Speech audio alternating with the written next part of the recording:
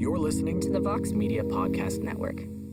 All right, welcome to a brand new edition of Between the Links on MMAfighting.com. I am Mike Heck, the host and moderator of the program, and we have quite the matchup for you this week and lots to discuss. It was actually difficult to narrow these all down, but before we get into this thing, let us introduce the combatants. First, the challenger. You guys all know this man from TSN in Canada, and I can confidently say that throughout all the different iterations of the show over the years, this man delivered one of the greatest performances in the history of Between the Links and maybe had the best answer to a question in the history of MMA podcasting. Ladies and gentlemen, Mr. Aaron Bronsteter joins us. Aaron, welcome back, I guess, to Between the Links. How are you? I'm good. I saw Jose shaking his head when you said that I had the greatest answer in the history of MMA podcasts. And I mean, we just got to silence the doubters. I guess that's where we go from here. That's what we're here to do, Aaron. And returning for his second title defense, undefeated in his Between the Links career, the man with the best mustache in MMA media. It's become more of a full-grown beard. I guess that's what multiple trips to Vegas and Jacksonville will do for you. But he's back from Vegas once again from MMAfighting.com. Mr. Jose Youngs. How are you, champ? Now, let's get this out of the way. The answer to the question of what the greatest answer was who has the best hair in MMA, not just MMA media, just MMA. And someone was like, oh, it's Edmund Shabazian. And Aaron was like, no, it's Jose Youngs. And Mike was like, that is the greatest answer of all time. And I was like, yeah, that would make a lot of sense. So for those of you wondering in the comment section what the answer was, that was the answer. The greatest answer was Jose Youngs has the best hair in MMA. Let's do it. Actually, I have the best hair in MMA. Right. So let's just get that out of the way. You and Mark. Or I did at one point in time. You and Mark Raimondi are tied for the best hair in MMA. Sean Al-Shadi Jimmy Smith is in the mix too. Yeah.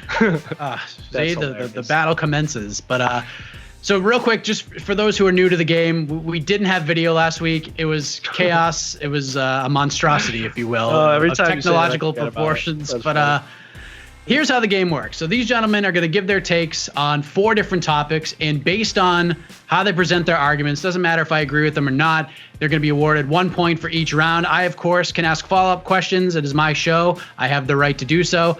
And after 4 questions, we may have a winner. We may not have a winner. If we do not, we're going to go to the knockout round. 1 question decides it all. Neither of these gentlemen know what that question is. And then Casey in the truck, the man with the second best mustache in MMA media, will render the final decision. Don't forget it. If Jose wins, he continues this impressive title defense streak. And if Aaron wins, I don't know what the hell is going to happen. We might have an interim strap.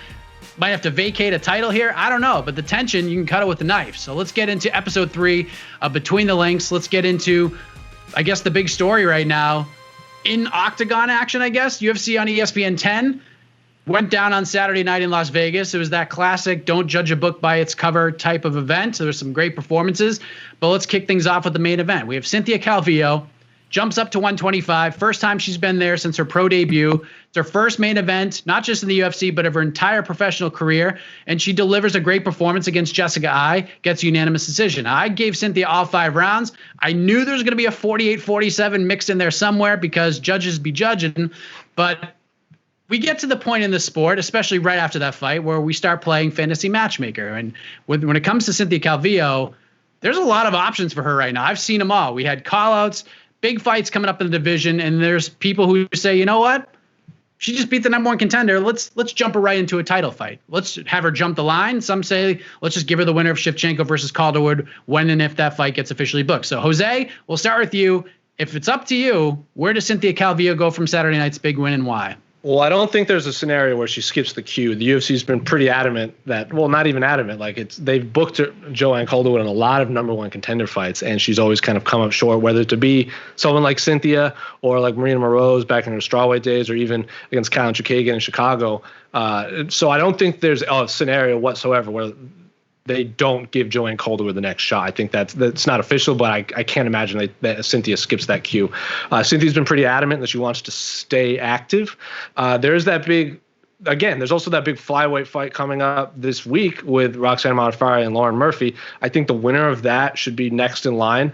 I know there's a little bit of but again, it's hard to fantasy matchmake when these fights haven't happened yet, because like I always say, it could be a 3-round war and they both get 6 months suspensions, and then Cynthia has to skip the queue because she's just next in line, or Joanne Calderwood gets hurt and they have to fill in scenario. If I don't have a problem whatsoever if Cynthia wants to wait it out for a title fight, but she has been adamant that she wants to stay active. She also brought up the fact that she likes representing East San Jose, and she wants to really show the kids what hard work does. So she doesn't strike me as someone that wants to sit out. Count Chukagian called her out on Twitter. I think her exact phrase was "gimme, gimme." She fought for the title already, lost, got dominated by Valentina Shevchenko, and then came back and had the best performance of her life against Valentina's sister, Antonina Shevchenko, on the first fight night card here in Las Vegas. So if someone of that caliber calls you out, neither of them have fights booked at the moment. They both want to be active. I like that fight. I like it as I get what people are going to say to wait, but it also, when you say should she wait for the winner of Valentina Joanne Calderwood, if Valentina loses, they're going to give her the rematch against Joanne Calderwood. There's no question about it.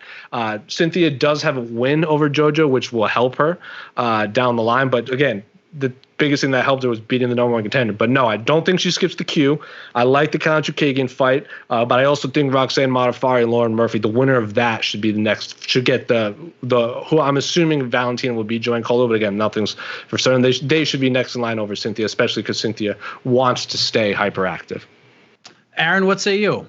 I just don't see how they would be ahead of Cynthia Calvillo. Cynthia just beat the number one person. The way that these rankings always seem to work is if you beat the number one person, now you're the number one person. It happened with Gilbert Burns, and that's how they're justifying this title shot and having him jump Masvidal in terms of the supposed queue for the title shot. So with this particular matchup this weekend, you got Modafferi and you got Lauren Murphy. I think it just makes sense to have Cynthia Calvillo fight the winner of that fight. In fact, I spoke to her manager today and I said, do you guys feel like she's next in line for the title? Like, should she wait? And they said, no, she doesn't want to wait. She wants to face somebody. And they thought that the logical next step would be to face the winner of this weekend because they know that Caitlin Chukagian didn't have a lot of success against Valentina Shevchenko. The UFC probably doesn't want to put her back into a position where people would consider her for a title fight because we kind of know what's going to happen if that comes to be. Cynthia Calvillo did a great thing by moving to flyweight. You know, she was always on the cusp of the top 5 at strawweight and kept missing weight. All these circumstances kept happening. Now she's in a perfect position. She jumps in a main event, the first non-title, at least scheduled for flyweight. It ended up being a catchweight main event in UFC history, a pretty big platform. And ends up getting the job done and doing so without any questions. You know, I don't think anybody could argue that I won that fight. And by I don't mean me, I mean Jessica I. So I think that what's next in line for her would be the winner of this weekend's fight if she does want to stay busy. But I could totally see a scenario where she just sits out, waits to see what happens with Calderwood and Shevchenko and gets that next shot if she doesn't want to sit out because I think she's earned that spot. But see, here's the problem with that. You're making sense, Aaron, and that's not allowed when you're talking about the UFC rankings. Who's fighting for the bantamweight title in the men? Someone that's 0-1 in the UFC bantamweight division. So your answer is logical, but that's where the fault lies when you're talking about UFC title fights. So you think Macy Barber should be next in line then? Yeah, duh. Well, one thing that Cynthia did well, obviously, is she's found a home. She's at AKA. She's close to her parents, so that helps. I know that was a big problem with her, trying to figure out where she was going to train, who was going to coach her, who was going to be part of her team, and she seems to have gotten that figured out. But I thought she delivered it a huge way in that press conference, and I think she took steps to becoming a star. Obviously, she's not there yet, and maybe it was just the timing of that conversation because I interviewed Cynthia Calvillo like 2 or 3 days after that fight was announced and asked her about the negativity surrounding the fight. She gave her take on it and basically said, like, what am I supposed to do? Say no? Like, if you don't like it, don't watch it. Who cares? So people sort of knocked her personality. They say she's boring. They don't like her personality for some reason. I don't subscribe to that theory at all. But Aaron, back to you. Can Cynthia Calvillo be a star? And if so, what does she need to do to improve her stock, I guess, in that position? She needs to beat Valentina Shevchenko. Nobody's been able to establish star power in this division outside. I'd maybe argue Macy Barber. I think Macy had the opportunity where she kept calling her shot. She kept saying, I want to be the youngest UFC champion of all time. And that's something you can get behind. You can see how she's becoming successful, how she's dominating her opponents. She has, unfortunately, a misstep against Roxanne Modafferi, and now that star power has kind of diminished. And then you look at Paige Van Zandt, who is kind of bouncing between strawweight and flyweight. She's not really sure where she wants to be, and she's not really sure what promotion she wants to be in either. So there isn't a whole lot of star power to go around in flyweight. Nobody's been able to establish themselves because nobody's come close to beating Valentina Shevchenko. And I don't think that anybody feels that there's anybody who's close to having a shot at beating Valentina Shevchenko. So to become a star, you need to beat the star. And in this division, there's only one. Jose, what do you think? Before I let you answer, I do want to throw this out. I put on Twitter, I was like, if you guys have a question that you guys want these guys to banter on, throw it out there. And our own Jed Mashu tweeted me and said, how many flyweight contenders can Valentina Shevchenko beat if you lined them up one after the other? So I thought that was a pretty funny question. But Jose, what do you think? Cynthia Calvillo, can she be a star? What does she need to do to get there? I mean, anyone can be a star. It's just a matter of you have to win impressively, and you have to be vocal or have something that people will gravitate towards. Like, look at Jorge Masvidal. Before he fought Darren Till, Jorge Masvidal was fighting a lot of veterans from The Ultimate Fighter, takes a year off, and then comes and just puts on the run of his career, and does so without holding back or censoring or being someone he's not, and fans love that. You need fighters like that. Cynthia Calvillo, like you said, let it all out after a fight. I think that's important, but she also needs to call fighters out. She can't go up there and say, I'll fight whoever, just give me the top contenders. It does work. We've seen fighters like Gilbert Burns and Donald Cerrone get a cult following because of that. Like, I was in Jacksonville, and Gilbert Burns volunteered to fight Uriah Hall at middleweight to save that fight because he was there cornering Vicente Luque. So fighters like that who will fight anyone, anytime, anywhere will get a big following. But if you win the biggest fight of your career and now you're 1-0 in your new division against the former number one contender and all eyes are on you, you better use your platform to call out a big name opponent or say something other than I'll just fight all the contenders. I don't care. I think what Aaron said is pretty on point with Macy Barber when he said she was vocal about she wanted to be the youngest champion ever. And that is something like how many interviews did she hold up her countdown on with her phone? Like, that is stuff like that is important. Winning is the most important because at the end of the day, even people didn't like watching John Fitch fight, but after a while, you can't deny the man a title fight after you string together a crazy amount of wins. Winning is most important, but getting fans' attention is just as important, if not a close second, because at the end of your prize fighters. Ben Askren might be 1-2 in the UFC, but we're still talking about him. So Cynthia Calvillo needs to be vocal. She needs to have something that people will gravitate towards. And I agree with you. I agree with Aaron that there are no stars currently not named Valentina Shevchenko. But that doesn't mean there can't be. Macy Barber is up there. I think, Aaron, I don't know about you. I don't know if you looked at your numbers, but what was it, UFC 246, the Conor McGregor card?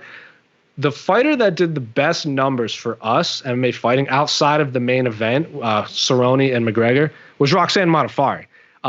That might be because she was fighting Macy Barber, and it might have been like some kickback from, but she was also she has that following with the anime and the weebs and the nerds and that culture. So I think she could be a star if she keeps winning and not changing. I think Molly McCann could be a big deal.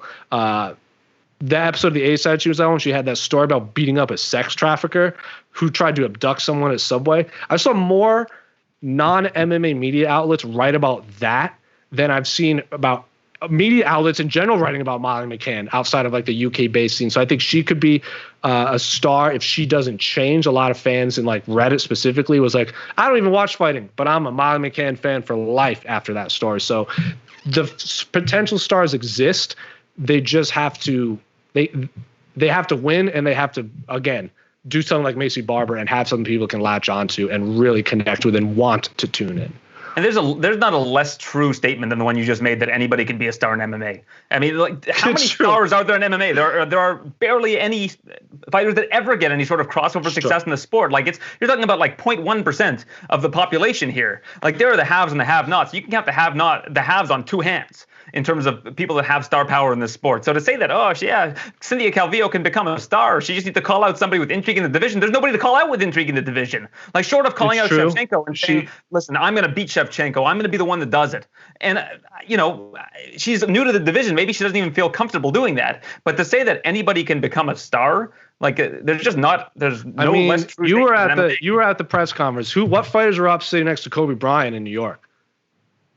Francis Ngannou, Cody Garbrandt, and Cynthia Calvillo. So they tried. They stuck her next to Kobe Bryant, but she ended up failing a drug test, popping for marijuana, which is a whole nother conversation, and that kind of pushed it down the track. So the UFC tried. They saw what she could do, but she's slowly climbing back up there.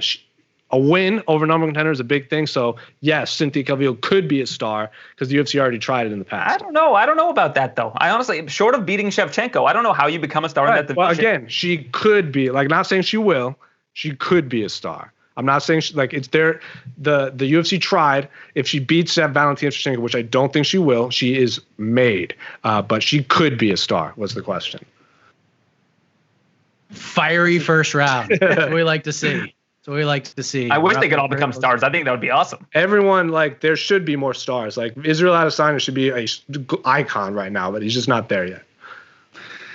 Point's going to go to Jose, but man, that was a tough one. This is why these guys are going to be future BTL Hall of Famers. Jose just became a star. Look at that. See, you're becoming stars on the show. Anyone can be a star. If that's anything you could take from this episode so far, you can all be stars. It's like Cynthia will be a star if she beats Valentina. Aaron can be a star if he beats me.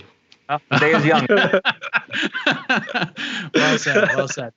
But we got to talk about the other side of the coin, Jessica Ai. We talked about this on the post-fight show on Saturday night because I can't remember a fighter who was a number one ranked contender in their division that just gets as much heat as Jessica Ai gets. I mean, she doesn't do herself a lot of favors, including missing weight for the second consecutive time on Friday. And we've come to learn that because of Cynthia Calvillo's post-fight and Joanne Calderwood on Twitter as well, there may be more to this story. Some alleged tomfoolery with the hoop and some text messages to Calvillo's manager, Daniel Rubenstein, suggesting that I missed weight by a lot more than 0.25 pounds. But Aaron, we're going to start with you. I missed big pre-pandemic in December by 5 pounds in that fight against Araujo. And this fight came together quickly, and she misses weight again. She was on the virtual media day saying, you know what, I'm going to make it. Don't worry about that. But I know we're in a strange time in the world. But after back-to-back weight misses, is it fair for people to suggest that her days at 25 are over, at least for the foreseeable future? No, I don't think so. I mean, I think really it has reinvented her entire career, the fact that they opened the flyweight division. Like, she was, to me, the prototypical flyweight. She was right in between where you'd want to be between strawweight and bantamweight. To make her move back up, I think would be a real disservice to her. I think that we've seen her make weight at 125. We have these two kind of anomalies right now in a row, and that's really bad. But if anybody's going to really take it to heart, it's going to be someone who wears their heart on their sleeve, like Jessica Ai. Now, you would have thought that going into this fight because she was so disappointed and devastated about the last time. And she said that they've been tracking all kinds of things and trying to really make sure that this doesn't happen again. But here we are. So I don't think that you'd be doing her any favors by moving her back up to bantamweight. And I don't think that that's really the best case scenario for her career. I think that if she goes back up to bantamweight, we're going to see what happened last time. She had a losing record at bantamweight. She comes to flyweight, and up until this loss to Calvillo, she hadn't lost to anybody outside of Shevchenko. That's the reason she's number one in the division. She was beating everybody put in front of her. You mentioned Araujo. A lot of people thought she was going to be the next up-and-comer in the division. She beat Chukagian. Like, she's beating the people that she needs to beat to stay at number one up until this past weekend. So I think that this should be her home. I know that she's had these missteps, but we've seen a lot of fighters have missteps in terms of making weight. Look at Henry Cejudo and how he bounced back in his career. Now, Jessica Ai is late to her career. It might not be the best example, but we've seen a lot of fighters come back. They have issues making weight. They do something. They figure it out. And I think that Jessica Ai will figure it out. And like you mentioned, she does get a lot of hate. And I think that it's weird. There's this dynamic where if you're really real, and you're a dude, people seem to gravitate towards you. But if you're really real and you're a female, like Ronda Rousey was, even though she was popular for a time, if you lose, all of a sudden everybody just turns on you. And I think that they have an unfair double standard. And I think that Jessica Ai is kind of cool in the fact that she wears her heart on her sleeve. She's saying she wants to fight someone in an alley. Like, these kind of things, for whatever reason, rub people the wrong way. But if it was like Mike Perry saying he wants to fight someone in an alley, he's like the coolest guy ever. So I don't know what the thing is with Jessica Ai that rubs people the wrong way, but I feel like it's just her realness and her wearing her heart on her sleeve. Yeah, she's a great interview too. If you ever get the chance to talk to her, for those aspiring journalists out there, she's a great person to talk to because she does wear her heart on her sleeve and she's very open and honest. But Jose, what do you think? Because we've seen this before, and Aaron brought up a couple of examples, but in the UFC, fighters will miss weight and then they bump them up for a couple fights. And if they do well, the UFC will give them another chance to come back down. Is it fair to suggest something like this for Jessica Ai, or is it too soon to start having those conversations? I think she needs, if she misses again, then you have to have that conversation, because let's not forget too, when she fought Valentina in Chicago, Aaron, I don't know, I assume you were at the weigh-ins for that, the official weigh-ins. It's 9 a.m. to 11 a.m. local time. She weighed in at 10:58 in Chicago. So it's not like that cut is easy. I don't know her routine outside, so if they do want to give her one more chance, she proved she can make 125. She did it against Valentina, so it's not like she can't make championship weight. And like Aaron said, she's not losing to she's not losing to bums. She's losing to she's beating Calvin Chikagian. She's beating all the people that you need to. She loses to Valentina, like one of the greatest female fighters of all time. And who did she lose to at bantamweight? Like Sarah McMahon, Misha Tate, like Betch Kohea. Like, say what you want about Betch, fought for a title. So she's losing to people that fought for titles. So she's not losing to 10 to 15. She's losing to like 1 to 3. I think when you say people are turning on her because when you lose, I remember when Joanna stared down with Wiley, everyone was like, oh, you want, or like when, even with Rose, like a lot of people turned on Joanna when those happened. But then after she puts on like, in my opinion, one of the greatest fights of all time against Wiley. I think that's a lock for fight of the year. I can't imagine anything beating that. It's one of, if not the greatest title fights I've ever seen. So people turned on her. She lost, but the performance in losing got people to like love her again. So yes, Jessica is losing fans because she's losing, but it's not like she's putting on these epic fight of the year candidates. Like her fight against Calvillo, I don't remember a lot of the highlights. Like the fight happened, but there's not like those moments where it's Wiley and Joanna like just kicking each other simultaneously and just biting down their mouth with going to war. The fight happened. There's not a lot to talk about after that in terms of X's and O's. So if she goes out there and puts on an epic performance and loses, fans will like her. She goes out there, everyone already hates her, and she lays an egg. It's not going to do her any favors. Her calling out Sarge for missing weight and then missing weight 2 times in a row, not going to do her any favors. So first and foremost, win. But even in loss, if you just put on we've seen it. You lose, you put on a great performance, fans are still going to love you. So if she had gone out there and just went balls to the wall against Cynthia and still lost, we would be having a different conversation, I think. It's kind of an anomaly, though. I mean, to have a Joanna versus Weili type fight over 5 rounds is a very rare thing. It's true, especially in the women's. I'm going to ask you, what's the best women's flyweight fight of all time? A women's flyweight fight. Yeah, the bar isn't really high here, is what I'm saying. Not. Like you can't really think of anything off the top of your head. And that's not a disrespect to the women's flyweights. There have been a lot of good fights in the division, but nothing that really stands out. Right. If you ask what the best women's fight of all time is, like Zhang versus Joanna is like the consensus best answer. Sure, I don't think that's even arguable. And I think that is why Joanna has gained a lot of respectability back. So to say that Jessica, all she needs to do is have a fight like that, it's like, well, it's easier said than done. Well, I would say it doesn't have to be a fight of the decade fight, but a fight that at least she's competitive in, that's semi-exciting. And I know that's like easier said than done. Just go have a good fight, because I'm not a professional fighter. I can't just say that to a human being. But don't talk a big game, miss weight, and then go out there and maybe not have the greatest performance. And then we shouldn't be surprised that fans, like we've seen, like people turn on fans like there are more fans turn on fighters more than the Big Show turns on opponents in the WWE. Like it's just like it's like how like all of a sudden Connor's hated because he pulls out a UFC 200, and all of a sudden everyone loves Connor because he fights Nate's 202. Like it's this back and forth thing with fans. So like for all I know, Jessica makes weight and then puts on a good performance next fight, and people love her again. So it's. Who knows? I'm not going to try to predict fight fans' reactions. Predicting their behaviors is very difficult. Right, and it's easier to like the Angela Hill-Claudia fight was good, and people hate Angela because she's saying that she thinks she won. Like that's probably another I 100% agree. I think that's another conversation that I think Angela would like to have, especially in the year 2020 and what's going on in the world right now. But my scenario can also be proven wrong too.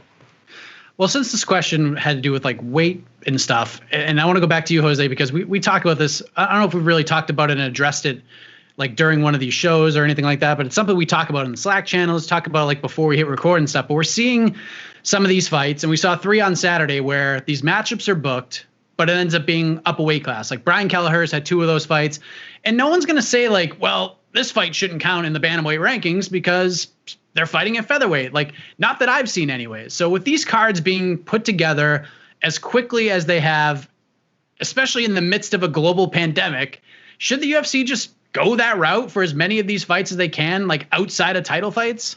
I think it's up to the fighters. If the fighters can make weight, their natural like fighting weight, and they don't want to fight, and I'm not going to force them to. If, say, Sugar Sean O'Malley is like, I can easily make 135 in a week, I don't have to fight at 145. I think, why force him? Why force anyone to move up in weight if they can make weight healthy and comfortably? Like, the health scenario is the biggest thing. If you can't make your weight, on like a 2 weeks notice, fight a weight class up, find an opponent in your weight class, like the Cody Stamans and the Brian Kellers. Even was Sugar Sean at 145? Was that another 145? Yeah, so it's 35. Like that was 35. So like the perfect example. Like he had that short notice fight. He can make it. So if it's not broke, don't fix it. If you can't make weight on short notice and you can find an opponent in your weight class, why make a sweeping change across the board if people can make weight and healthy and comfortably? Aaron, you have spoken with Dana White many times, and regardless of time, short notice, etc., he said it many times, nothing irritates him more than a fighter stepping on the scale and missing weight. Should he be a little more lenient here? Like, would he ever soften up on the stance, especially now considering every negative story that comes out to Dana from the media at these scrums about his big name fighters or towards the company in general? His answer always goes back to, listen, we're in a pandemic right now. Yeah, but you mentioned that, and all the previous events, nobody had any issues making weight, right? So I think that some exceptions need to be made. Like if you look at the Tyson Nam fight, his opponent took the fight on like very, very short notice and then missed weight. So I think that, and then you look at the Merab Dvalishvili fight with Gustavo Lopez, and that was made into a 140 fight. I think that when you're talking about really short notice opponents, I think there should be a little bit of wiggle room there. I'm thinking like a 5-pound type thing, an allowance, like in the Merab fight.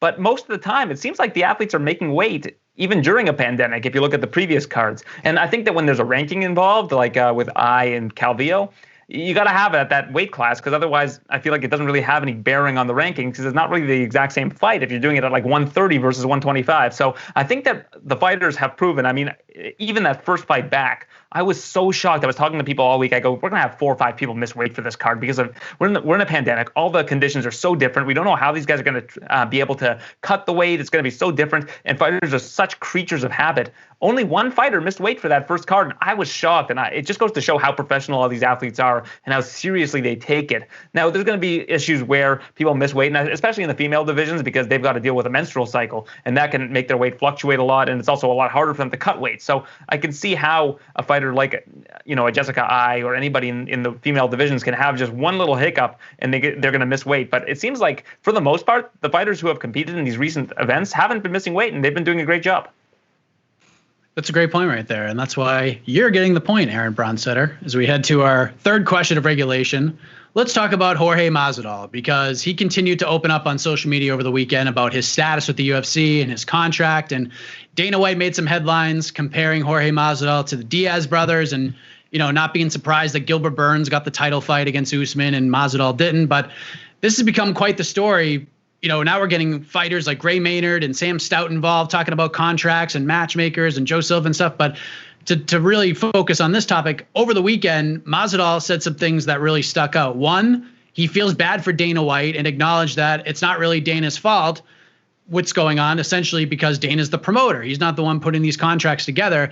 And another thing he said that caught people's attention, he called out some, I believe the term was white knights of the commentary booth. Seems like Daniel Cormier in particular was spotlit for saying, Jorge, just fight, and other things to that sense. But Jose, let's start with you. Masvidal doesn't seem to be backing down at all. What are your thoughts on this latest chapter of the saga this past weekend? I'm curious, and I know you guys all have heard the stories. I'm curious if it's Jorge actually tweeting. I don't know how involved Jorge is with his own social medias. Similar, like you hear a lot of you hear a lot of fighters. Like I remember, was it George? Someone asked him about like a tweet he put out, George St. Pierre, and he's like, I don't know. I don't even use my Twitter. That's my people. So, yeah, it's not going to go away. We said this last week. Fighter pay is going to be a conversation forever. They're not making enough. I think that's a no-brainer. Jorge feels like he has put in the time, effort, and blood, sweat, and tears over X amount of years to make those 7 figures. Him calling out Daniel Cormier, which a lot of people, when he didn't name him by name, but you kind of put 2 and 2 together, and it's Daniel Cormier. Didn't surprise me at all. I saw a lot of fans taking Jorge's side, surprisingly. Oh, well, surprising in the sense that I think a lot of fans would be like, why are you complaining? I would love to make $100,000 to fight.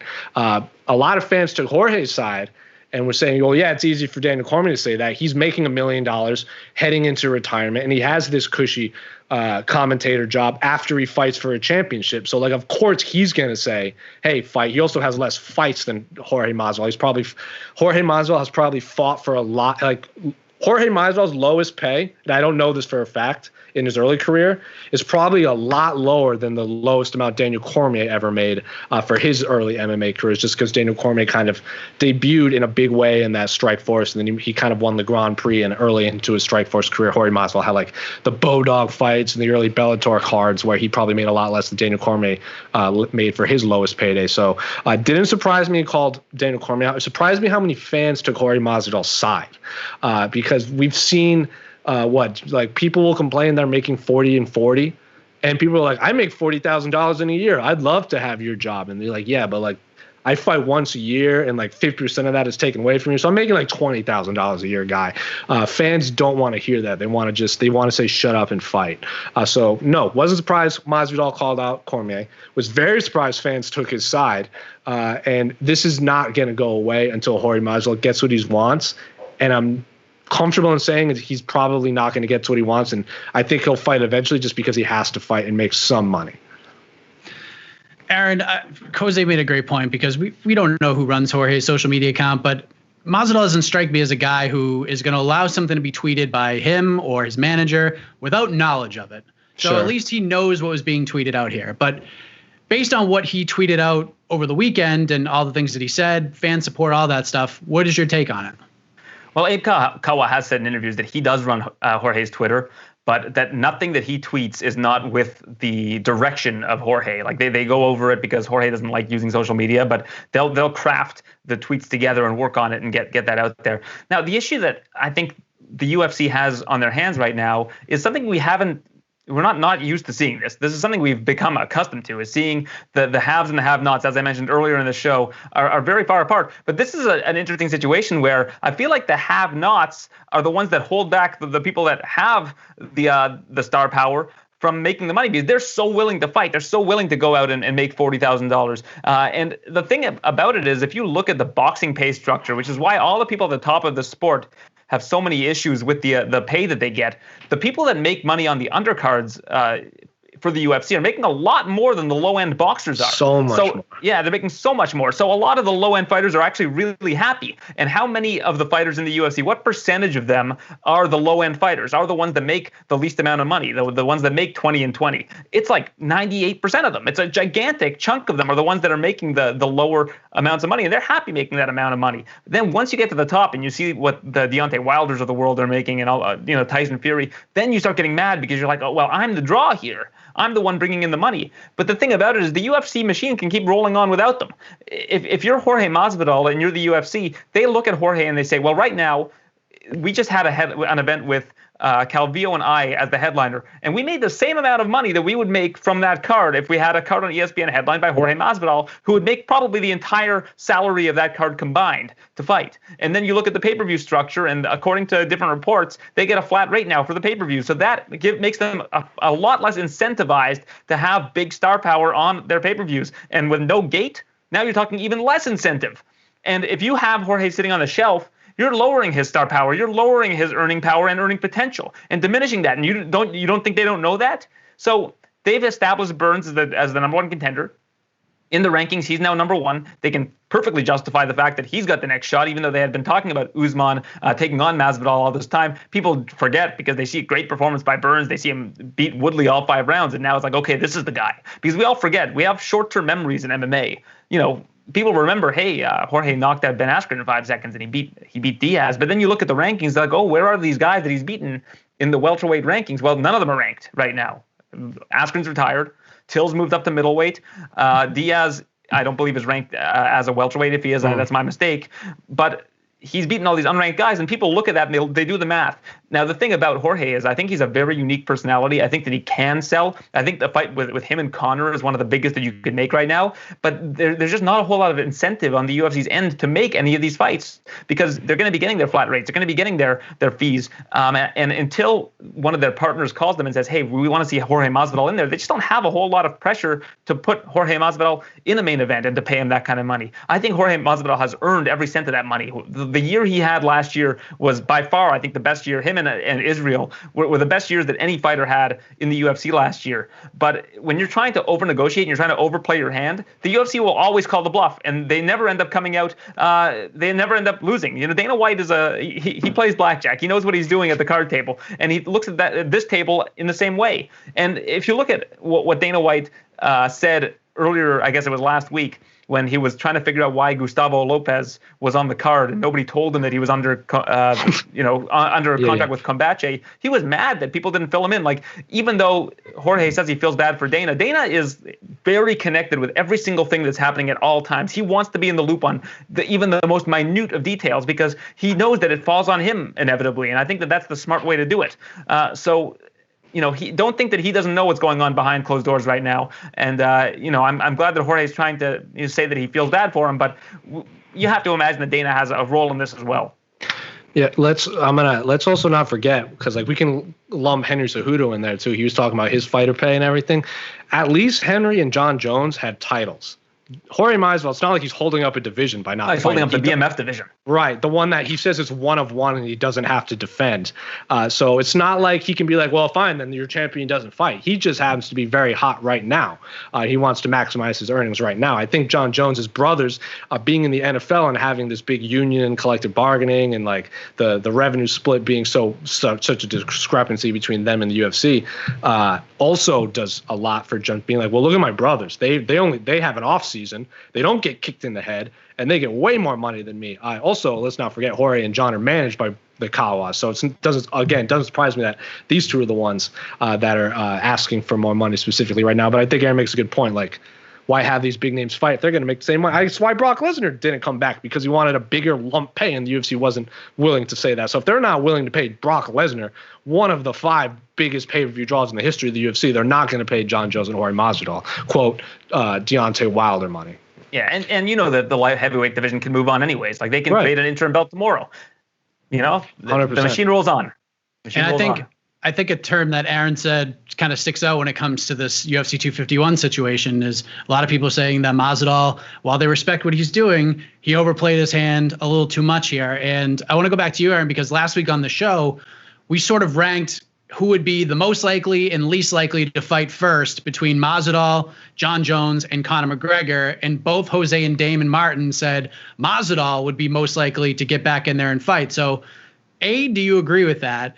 And B, it's been reported that the UFC did go to Masvidal on the 11th hour to try to salvage that fight with Usman at UFC 251, even offered him what he made to fight Nate Diaz at UFC 244 and other things, and he still said no. So what can the UFC do? What can Masvidal and his team do at this point to salvage this relationship outside of just, you know what, here's a new deal once again, and here's some more money? I think John Jones is probably going to be the next one to fight out of that group, because they'll call him and they'll say, listen, like, you have to fight either Reyes or Blachowicz, or we're gonna move on with the division. And he has a new contract apparently that will pay him a good amount of money to take those fights. I think those are less I don't want to say less challenging, but like there are less consequences in fighting those guys than there is in potentially fighting Francis Ngannou and getting your head knocked off. I mean, we know what you're doing when you're getting in there with Francis Ngannou. And John Jones has said to me, he said this in a scrum, I'm not going to move up to heavyweight unless I'm compensated, because I've got kids. Like, I don't want to suffer like a debilitating injury and put myself at risk if I don't have to. He doesn't mind fighting guys like Jan Blachowicz. I think that's probably what his desire would be to fight Jan, get the money that he has on his contract. I think he thinks it's probably an easy fight. And then you can move forward. And then there's also the Reyes fight, which I think has some intrigue to it. I think most people believe that Reyes won that last fight. So if I'm John Jones and they offer me Blachowicz or Reyes, he's probably going to take the Blachowicz fight and fight next. So that would be my take on it. I just don't see a really great opponent where you can maximize Jorge Masvidal's earning potential. Like, I think you need to pair him up with a lot of thought as to who he's going to face if you want this guy to make you the most amount of money. That's why the Diaz fight caught lightning in a bottle. It was the perfect timing. Jorge was hot. Diaz was hot. You make that fight. In terms of who Masvidal fights next, I mean, throw a name at me. Outside of Conor, I don't really see a way that you can market him properly. Jose, we've seen this before. We're going to see it again here in MMA and in the UFC. So kind of going back to last week, is Masvidal still first on that list to come back, in your opinion? And if so, how does this happen? I think so. I think he's still the first one to come back, but I'm not saying he comes back like next month. I think Conor won't fight again until fans are allowed in attendance. I think John has shown that he's a little more focused on things happening in the world right now.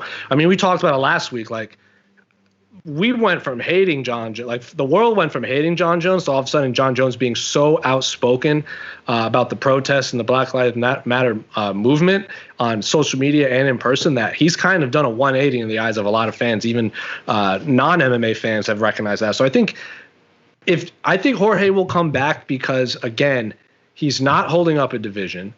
He definitely doesn't have the career earnings of John and Conor to fall back on. So if he wants to, and like Aaron said, the longer he sits on the shelf, the lower his earning power will be. It's not like John Jones vacates his title and sits out for a year. It's not like he can come back and be the returning champion, the conquering hero. And Conor is Conor. He's his own brand. He can fight for a title or not and draw 7 figures. So I think Jorge holds the least chips to rely on. So I still think Jorge will come back first, but it's not like it's next month. If he comes back, it won't be till like the fourth quarter of 2020 at the earliest. Yeah, I mean, look at what we're seeing right now. We already got July 11th. That pay-per-view's pretty much booked with everything. August, we got DC Stipe 3, or I'm sorry, Jose, Stipe versus DC 3. Champion gets first billing. Yeah, absolutely. And then September, we're talking. Aaron. It drives me crazy when people get challengers top billing. DC's just so much easier to say. I wouldn't do that with any other fight. It is still wrong. Same amount of syllables. And then September we're talking Khabib versus Justin Gaethje, which is looking very likely. So right now, October might be the earliest we see Conor, Masvidal, or Jones. So we still have Valentina and JoJo that are out there. Amanda Nunes doesn't want to fight for like the Red. Wiley wants to fight. She'll probably fight the winner. Like, she wants to fight Rose, but Rose is booked. So yeah, there's a lot of other champions that are going to be back in action later, probably in the fall, especially after July. Like, a lot of champions could be freed up by the fourth quarter, which is why I say Masvidal might be the first one, just because he might have to fight. Yeah, Valentina, I could see Valentina JoJo being like the co-main to DC, or I'm sorry, Steve versus DC. I can't believe I almost did that again. I think Valentina's still nursing an injury right now. So, yeah, but again, who knows? And there's a lot of fight nights out there because, I want to see, I'm the first person in line for Ortega Korean Zombie. So that could also headline a fight night down the road. You're jinxing it. I definitely jinxed it. And because you jinxed it, I want to see that fight too. Aaron's going to get the point as we head into the final question of regulation. Now, came down to the wire there. I know, it's huge. That one comment blew it because this has been so close. Maybe we'll go to the knockout round, maybe we won't. But the UFC is back again this weekend at the Apex. We've got UFC on ESPN 11, I think. Yes, and then UFC Vegas 3 is the hashtag for those wondering. Main event, Curtis Blaydes versus Alexander Volkov. We got a great co-main event between Josh Emmett and Shane Burgos. There's definitely a lot more buzz for these next 2 fight cards than there was for last weekend's card. But as it stands right now, Jose, when you pull up this card and look at it, how do you grade Saturday night's event on paper? It's a good question. Off the top of my head, high B's with the potential to be low A's. Hopefully everyone makes weight and everyone is healthy and so on and so forth. But there's a lot of important fights on this card, like Tisha Torres, Brianna Van Buren. I love that fight. Like, Tisha Torres' only loss to who she lost to, like Joanna, like Rose, Wiley, Marina Rodriguez, who's is unbelievable, and then Brianna Van Buren won that Invicta one night tournament. I think she's absolutely awesome. I love that fight for women's, or just fights, not women's fights, just fights, as Alex Savas likes to say. Always excited to watch Jim Miller fight. Roosevelt Roberts has been on a tear, so I'm gonna say high B's with the potential to be in the low A's. It's one of the better fight nights we've had in a long time, especially in the Vegas and dating back to Jacksonville. I think this is one of the better fight nights we've had in a long time. What's your grade, Aaron? Like a C+. I mean, again, it's recency bias. We're coming off of you can only go up from last weekend's card in terms of it on paper. So we're kind of feeding into a little bit of recency bias here. I mean, we've seen main events that have been better quality than this for a fight night. I mean, I think Volkov versus Blaydes is a great fight. I think there were a lot of great fights on this card, but I don't think that there's anything that really is like appointment television. I think Burgos versus Emmett's going to be amazing. Like, that's going to be an awesome fight. Finally getting that Lyman Good Bilal Muhammad fight. But again, there's just a smaller pool to draw from right now for the UFC. They don't have as much depth as they normally would for a card like this. And if you look at the bottom half of the card, compared to the bottom half of lots of other fight night cards before the pandemic, like if we're going to compare it to all fight night cards, it's probably like a C+ or like a B-. It's not a very high level fight night on paper. I think that, again, great fights. And I would have said the same thing about last week's card. Like, you can't judge a book by its cover. Who knows how it's going to be? But if we're judging it strictly on paper, I think it's about a C+. And I don't want to disrespect the Raquel Pennington, Marion Renault fight, but the fact that Lauren Murphy and Roxanne Modafferi is unreal. The second prelim and that fight's on the main card, it's a little puzzling. But is it surprising? Like, no, it does. It's like, I mean, that kind of goes back to what we talked about earlier. Way too much of this card placement thing. The UFC's goal is to get you to watch from the first fight to the last fight. So people are always like, why is this great fight the second fight on the card? Well, it's because they want you to watch the whole thing. If they put every great fight on the main card, you're going to watch the main card, and you're not going to have as much incentive to watch the early fight. But if you want to see a fight that has real implications in the women's flyweight division and that matters to you, and it's the second fight on the card, like, you're going to say, oh, I got to be there. I got to be there at the beginning. And they want to draw out as much of a rating as possible. So that's why people make a lot of card placement. I think unless you're going to argue against the main event, like, if you look at all the fights on this card, should that be the main event? For sure. But listen, Aaron, it's summertime in the East Coast here. So you're asking people to watch fight cards at 6 o'clock Eastern time, and people probably want to see that fight. Maybe they're barbecuing. Maybe they're heading home, and they're like, oh, by the time I get home, I can watch that Murphy-Modafferi fight. But now they can't. They have to go back and start from ground zero. Well, you guys could just move in to fairness, the it is going to be summer solstice on like basically the day after. So, like, the main card is still going to be light outside when the main card starts at 9 p.m. Eastern. So, that argument doesn't hold water for just this one particular weekend.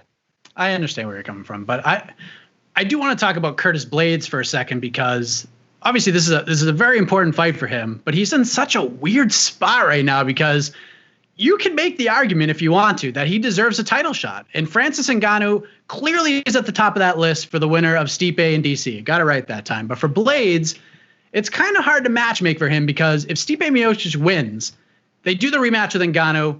Everybody wants to see that. But if Daniel Cormier wins, we're going to have a vacant title. Can the UFC go back to Ngannou versus Blaydes in that well for the third time? That's a super tough sell. Aaron, when could we realistically see Curtis Blaydes fight for a title if he wins on Saturday, like best case scenario? Well, now they're talking about Stipe potentially retiring after that fight. So there might be a vacant title regardless. And if you're going to have a vacant title, the fight you have to make is Ngannou versus Blaydes, the third one. Because Ngannou has basically beaten everybody in the division, including Blaydes. And Blaydes has beaten everybody else in the division if he beats Volkov. So you kind of have to make that fight. Like, well, what's the other option? Can you come up with one that makes any sense? Yes. Okay, go ahead. He's not fought Derek Lewis, who I think sits at 4 or 5. Who, Blaydes? Yeah. You want him to fight Derek Lewis? No, if he beats Volkov. Oh, come on. If there's going to be a vacant title on the line, because these guys have, if you're talking about Ngannou versus Blaydes. You're talking about vacant title, then yeah, it should be Blaydes and Ngannou. But if Stipe doesn't retire and they run it back, then I would agree with you. Then you've got a prospective opponent. But I was talking about strictly if both of these guys were going to retire at the end of that event, and you had a vacant title, you have to do Blaydes versus Ngannou 3, or Ngannou versus Blaydes 3, because Ngannou would be higher ranked. Jose, no disrespect to Francis, but yeah, you'd have to do the trilogy fight, even though both fights were fairly lopsided in the favor of Francis Ngannou, just because there's just no other options that you can have. No other options? What about John Jones? Put a title in there? Yeah, okay. Well, are you putting up the money, Mike? Are you getting a GoFundMe going or what? I got like $7 I could throw towards that. I don't know about you guys. If somebody put up a GoFundMe for John Jones to move up to heavyweight, I think it would do well. Like, I think it would get some traction. Here we go. We're starting a movement. Get John Jones to heavyweight on GoFundMe. $2 million is what we're looking for.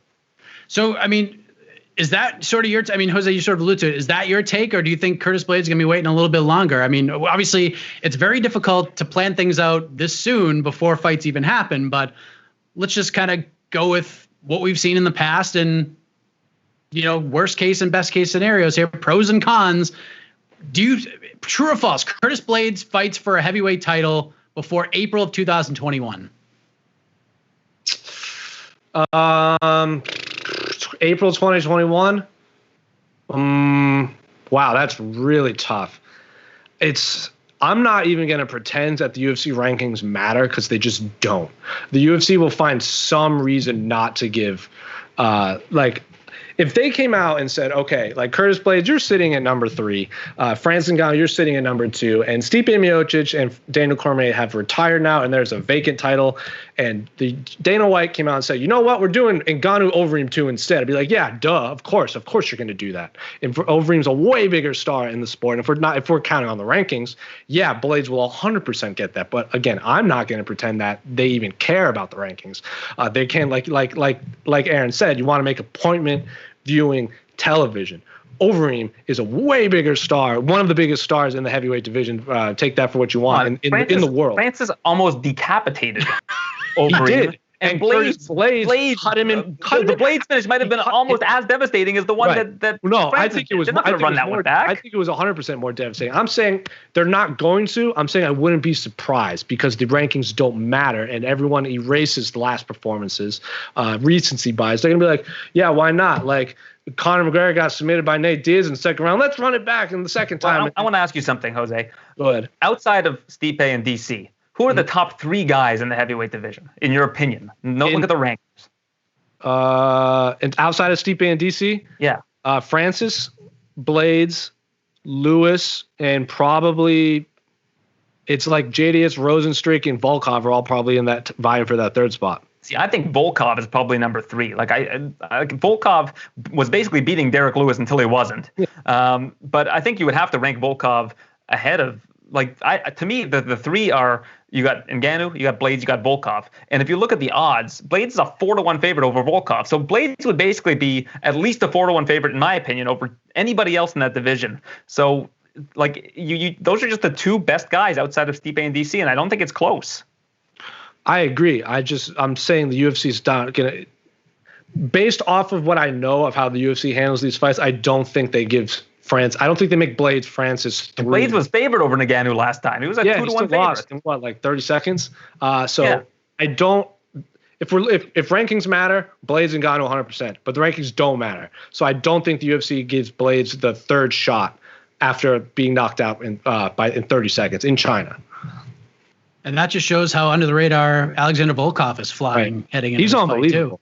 Fight too. It's almost like really good. I think really it did a disservice that, he had that headlining spot against JDS in Moscow, and it happened super early in the morning. Of course, that fight fell out, and he had to fight Greg Hardy in the co-main event. I think that did itself a disservice because now people I had to look up who his last fight was. I still was his last fight Derek Lewis, and then I had to look it up.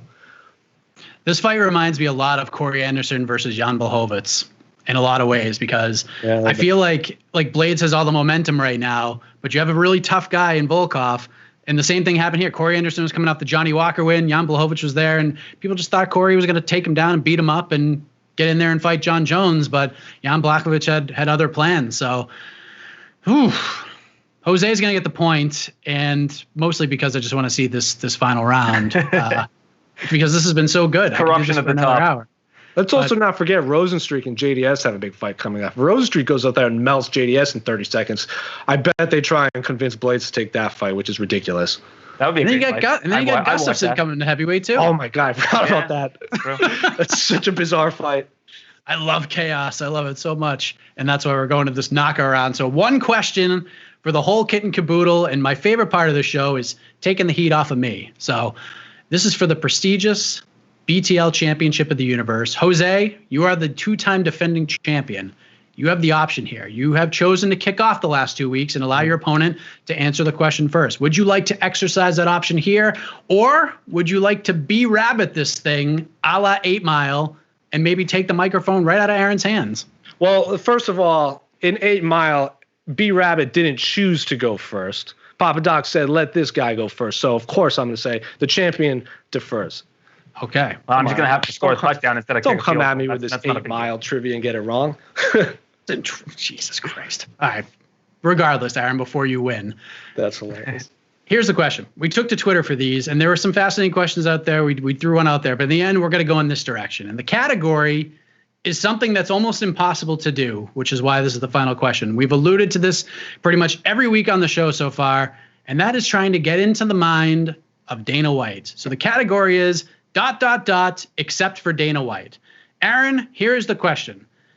These events of the UFC Apex, we've seen some great fights. We've seen some incredible performances and finishes, and thus creating some pretty fun events. And one of the reasons that people believe has led to the success of these cards is the smaller cage in the Apex. And as you know, everybody seems to be all in on the smaller cage and want to see more of it, ... except for Dana White. He says it's an illusion. He doesn't love it as much as the rest of us. Why, Aaron? Why do you think that is? I can answer this question definitively. The reason why he doesn't like the smaller cage as a whole is because from a production standpoint, it doesn't look as good on TV. If you have a big arena and a small cage, he thinks it doesn't look right. And then when you have a small arena and a big cage, or a small venue and a big cage like the Apex, he thinks that looks bad too. So the reason why he wants to see a smaller cage at the Apex is because it's a small venue. The reason why we see the smaller cage in smaller locales, like in Tulsa or something along those lines, is because it's a smaller venue, and that's just what looks good on TV. That's what the way Dana White thinks. That's why we're not going to have Fight Island fights on the beach. We're going to have Fight Island fights inside a production facility. It's going to be a bigger production facility, which will lead to a bigger cage, and I think that's probably what they're going to end up doing. But for Dana White, it's simply a matter of what looks better on television, and he has decided after watching umpteen fights over the years that this is the best course of action for how you want to present the fight. And he did raise a good point. He said that if you look at UFC 249, those were all great fights. They were in a big cage. Is it an illusion? Probably not. There's been research done. Reed Kuhn of Fightnomics says that there's a 15 to 20% higher finishing rate in the small cage. I used to love the WEC. I'm a big proponent of the small cage. I think it leads to more finishes and more exciting finishes. However, I kind of agree, coming from a television background, with Dana White, and the fact that if you have a small cage in a big venue or a big cage in a small venue, it just doesn't look as good on television. And this is who they're trying to cater the product towards, as a television audience. So while more people want to see the small cage, the reason why, except for Dana White, ... is because he knows this business inside and out. He knows production. He doesn't usually get it wrong in terms of how things look on television and how to make things nice and put good window dressing on it. So that's why Dana White feels this way. Whether or not it's the right answer, I'm not going to give a comment on that, because I think most people think that the smaller cage would be more exciting. And I think Dana White probably knows that in his heart, but he prioritizes television over that particular thing. Jose, I know, I think we're all in agreement here that we're not expecting the UFC to take the smaller cage on the road with them everywhere they go. I don't think we assume that at all. But he is no-selling this completely. Why does he have to be the proverbial party pooper when math has deemed it otherwise?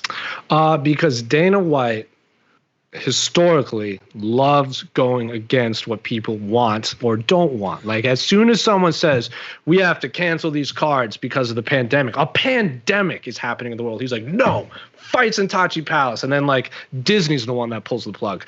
Why is Greg Hardy fighting in the co-main event? Take him out. And Dana's like, well, why is Greg Hardy fighting on the same card as Rachel Ostovich? That's ridiculous. Dana White, you know what? Co-main event it is. So Dana White will do everything against the grain. So if the UFC, if the fans were like, not that this would happen, this is just a hypothetical scenario. If the fans are like, we want the big cage, and Dana was like, you know what?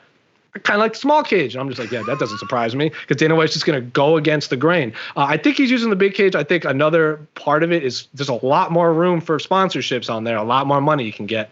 I've spoken with UFC PR when I was at the Salt Lake card, and I was like, why don't you have the small cage for this? And they said, we always use the big cage if we're in an NBA arena, which was, again, Salt Lake City. But then it was in the when they had it in Foxwoods for the Rothwell Overeem card, they had the small cage because that's a smaller venue, like Aaron said. It just looks better. They had it in the Cosmo for the Paige Sage card and the Frankie Mendes card. I think even Sage Northcutt was kind of caught off guard by how small the card was when what was it? Cody Pfister is who fought on that card. So I think what Aaron said is accurate. I would also add that you can fit more sponsorships on there, even though the fighters can't have sponsors on their own trunks, but of course they can canvas the octagon with as many sponsors as they want. And B, Dana White just never wants to give people what they want. He wants to do his own thing. Someone says, hey, Dana, you should probably wear a mask. Dana's like, nah, no mask for me. I'm just going to not wear a mask, even though the government's telling me I probably should. So no, Dana White doesn't want to give people what they want. He wants to march to the beat of his own drum. Not to, again, side note, he said he beats to the beat of his own drum when he was talking about Masvidal. I'm like, that doesn't make any sense whatsoever, Dana White. And more sponsorships, and of course looks better. Like Aaron said, Dana says it makes sense. It makes sense. That's true. Dana By the way, White, you made a mistake by kicking this one, Jose. You just took my answer and just put like a necklace on top of it. Like it's right. You at least try to be a contrarian or something. Saying here. I made it prettier? Yeah, exactly. Before we head to the truck to make his final decision, any final words, Jose? Because I just want to hear you guys keep going back and forth. Any final words on just life in general or MMA? Just on this battle. On the battle with Aaron? I mean, I've enjoyed this. I'm one of those guys where, like, I don't enter these fights thinking I'm going to win every time. I genuinely want to battle, as what was it? A battle of wits. You can't.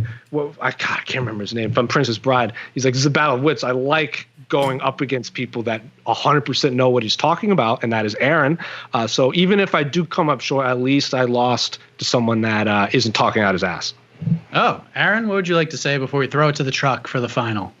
See, I'm like Charles Jourdain. Like I think about Jose, and I'm frightened. You know, like I know that I need to come into this with a level of fear, knowing how versatile and smart Jose is.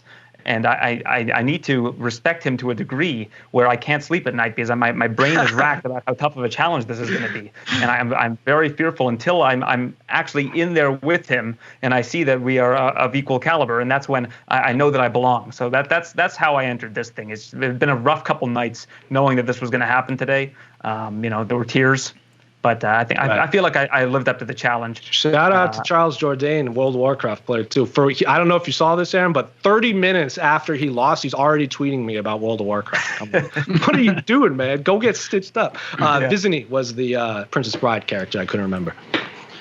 I could do this all day long, but alas, it is decision time, and I'm glad I am out of this. We head to the truck. Almighty truck, lend us your ears and your impeccable judgment. After 5 rounds of debate, we go to you. Who is walking away with the strap? The big cage sucks. Princess Bride rules. And still, Jose Youngs. Whoa. Wow. After I complimented Casey's mustache and everything. There's some real cronyism here. Wow. It was close. Wow. It was close. I will say this was matchup. Of the 3, I knew Aaron would be. Like, I went in for this, and I'm like, I could very easily lose this fight. So I wasn't coming into this thinking I was going to crush Aaron whatsoever. It's not like I'm going up against A.K. Lee. Next time I'll quote children's movies, and then maybe Casey will give me the nod. Ooh, what do you have against Princess Bride? So the kids movie. Heat's totally up. Oh, okay. I think. Okay. Sorry. We're losing connections right now, and okay, there we go. All right. Jose, you know what happens here. 30 seconds to talk about whatever you want to talk about, good, bad, and different in the sport of mixed martial arts. Of course, everyone is expecting me to talk about it because people have been tweeting at me since the fight. But man, Andre Fili gained a ton of fans that don't even follow mixed martial arts. When I asked him just kind of an offshoot question because he was on the A side once and we talked about comic books for about an hour after we went off air, just as like, to get his mind off of the close fight he had, I asked him about comic books. And he gave a great answer. Said, I don't even care if people don't care about this. This is about the comic book fans out there. And my God, did my Twitter blow up and be like, Andre Fili fan for life. I don't even like fight fans. So Andre Fili, you said you were going to lose 1,000 followers. I think it's the exact opposite. I think you have an untapped market there with us comic book fans. And even Charles Jourdain, someone noticed he had the Horde logo from World of Warcraft on his leg. And people were like, I'm a fan of his for life. So the nerds were out in full force, and I think they were embrace the nerd.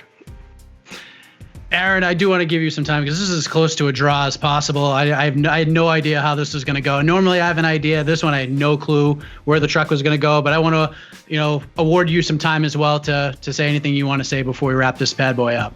Well, like that last answer where Jose piggybacked on my answer, I'll piggyback on his. I spoke to Andre Fili. We talked about the Midwest emo scene for like 15 minutes. So I love that guy. He's awesome. And I also love Charles Jourdain, who's, he's making Canada proud, even though he lost that fight. I mean, what grace at the end when they were calling the decisions and the judge said 29-28 Jourdain. He was like, No, I lost that fight. That guy won. But that's the kind of guy he is, and that's why we love Charles Jourdain up here in Canada. He's still only 24 years old, huge future ahead of him. His brother Louis is 20. He's going to be in the UFC probably by the end of the year, so keep an eye on the Jourdain brothers. Hey, Aaron, don't fight harder, fight smarter. Win or learn.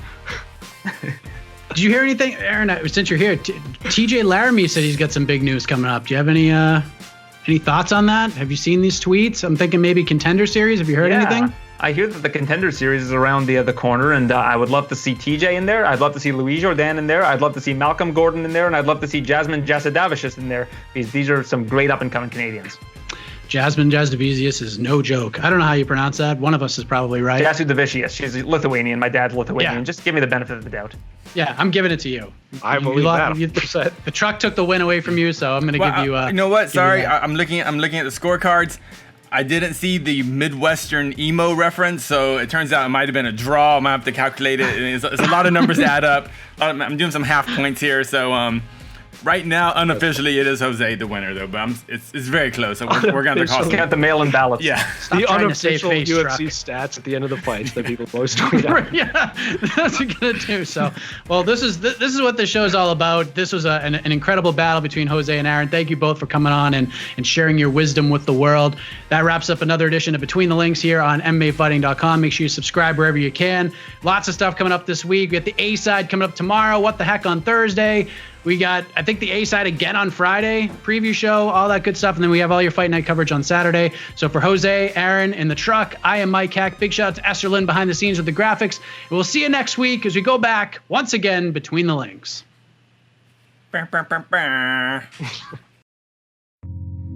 You're listening to the Vox Media Podcast Network.